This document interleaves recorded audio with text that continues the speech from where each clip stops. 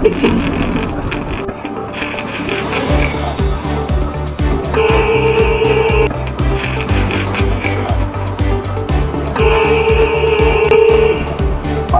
talaga tayo. Layo mo.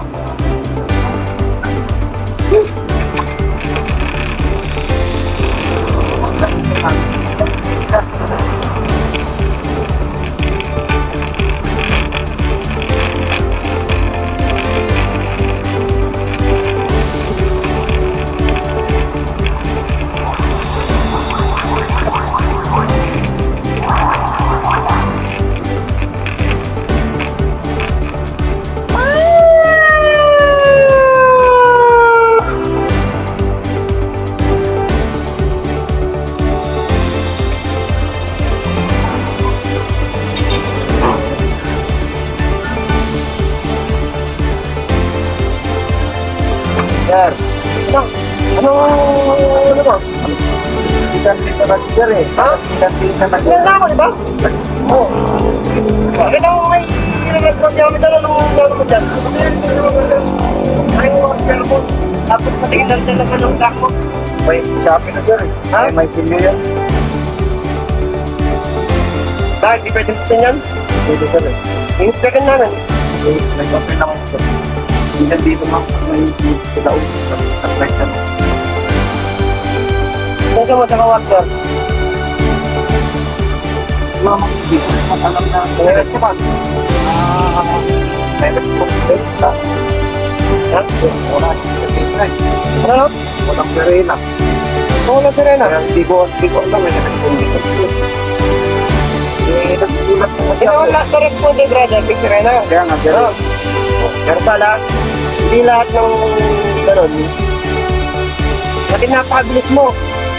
Di ba nakita may flinger? Hindi ba ako yung pagkala? May flinger na ganyan? Wala ka akong flinger.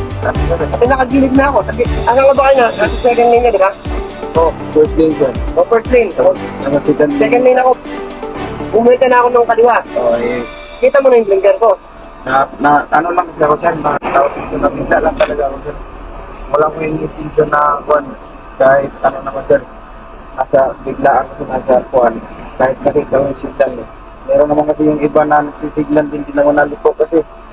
Kaya, hindi ko lang alam sir eh. Kapag may signal, yun yung sundin mo. Yeah. Kahit na hindi sila liko, sundin mo pa rin yung signal nila. Dahan-dahan ka pa rin. Kaya, napakalayo mo kanina eh. Kaya nga pinasok ko.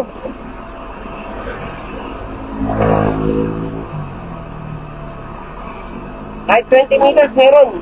Hindi lang. At 50 meters pa meron ng distansya natin kanina.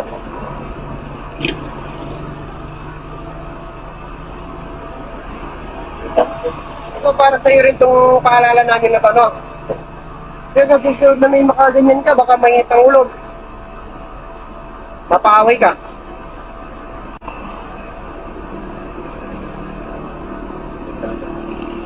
Yung busina ginagamit lang yan pang warning. Ha?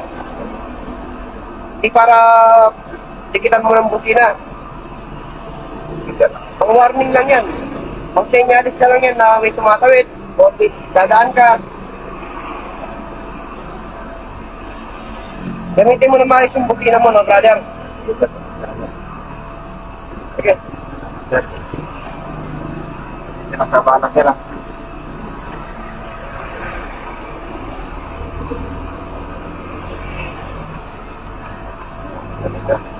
Hindi ko sinabi naman sa city, may idas ka mo. Tuluyan nila ako eh. Idas ka mo ko eh.